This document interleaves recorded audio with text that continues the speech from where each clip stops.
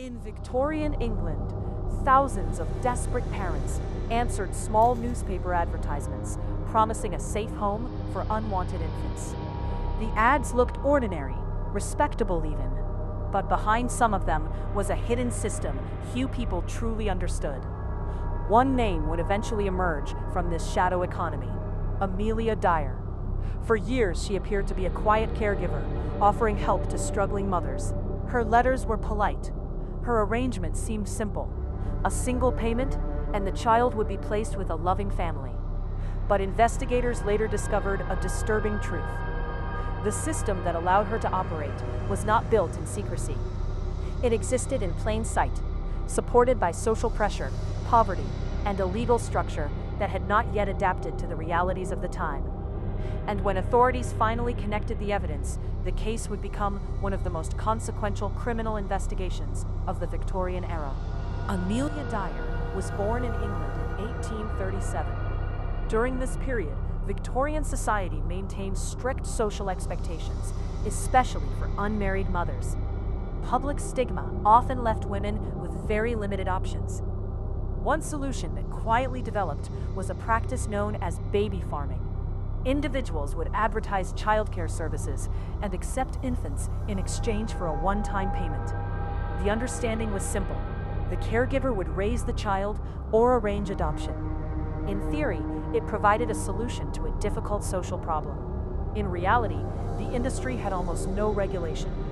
Amelia Dyer entered this world after training briefly as a nurse. She learned how the system worked, how advertisements attracted desperate parents, and how authorities rarely investigated what happened afterward. Over time, she built a network of letters, contacts, and arrangements that appeared legitimate. But behind that network, investigators would later argue. To understand the investigation, historians first had to understand the system that allowed it to exist. Baby farming operated through newspaper advertisements and private letters. Payments were often arranged by post. Once money was transferred, the caregiver assumed responsibility for the child. But the lack of regulation created serious problems. Authorities rarely checked what happened after the arrangement was made. Many caregivers operated honestly. Some ran small childcare homes or arranged legal adoptions. However, investigators later concluded that others exploited the system. Amelia Dyer had learned how to navigate this environment carefully. She changed addresses frequently, used polite correspondence, and relied heavily on the postal system. For years, there was little reason for authorities to question the process. That would change when a single discovery forced investigators to examine the letters more closely. In 1896, a package found in the River Thames drew the attention of authorities. Inside were clues that suggested a connection to a childcare arrangement. The evidence included wrapping materials and identifying marks that could be traced. Detectives began following the trail through postal records and correspondence. One name appeared repeatedly in the documents: Amelia Dyer. Investigators compared letters, addresses, and advertisements. The pattern suggested that she had been operating under multiple identities and locations. The discovery transformed what initially appeared to be a single incident into something much larger. Authorities realized they might be dealing with a widespread problem, hidden inside an unregulated system. As detectives examined the evidence, they discovered an extensive trail of correspondence. Letters revealed that many arrangements involved a one-time payment from parents seeking long-term care for their children. The investigation focused heavily on documentation: addresses, postal routes, and financial transactions. This approach was unusual for the time.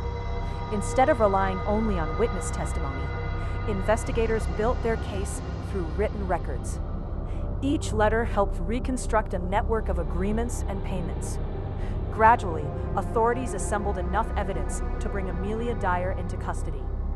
The case quickly gained national attention, not only because of the accusations, but because it exposed how easily the childcare system could be misused.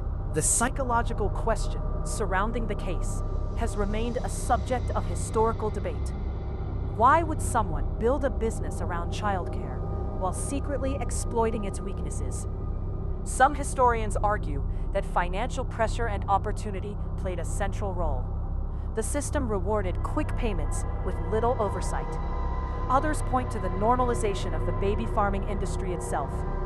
Because many arrangements were legitimate, the practice did not immediately raise suspicion.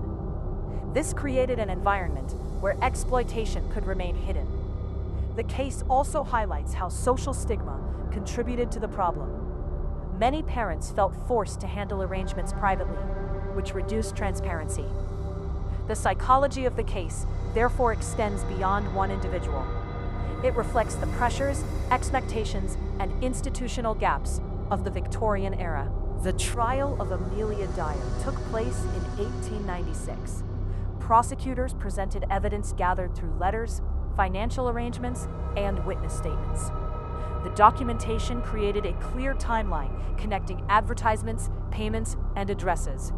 After reviewing the evidence, the court delivered its verdict. Amelia Dyer was convicted and later executed under British law in 1896. The case shocked the public. But more importantly, it forced lawmakers to reconsider how childcare arrangements were regulated. Authorities realized that the system allowing private childcare agreements needed stronger oversight. The Amelia Dyer case changed public discussion around childcare regulation in Britain. The investigation revealed that thousands of informal childcare arrangements were occurring without supervision. In response, lawmakers strengthened oversight of infant care services and adoption-related arrangements. New regulations required registration and monitoring of childcare providers. The goal was to ensure that children placed in private care could be tracked and protected. Today, historians often describe the case as a turning point in the regulation of childcare and adoption practices. It exposed how social pressures, legal gaps, and economic incentives could combine to create serious risks. More than a century later, the investigation remains a reminder that institutions must evolve alongside society. And sometimes, the most important evidence comes not from dramatic discoveries, but from letters quietly waiting to be read.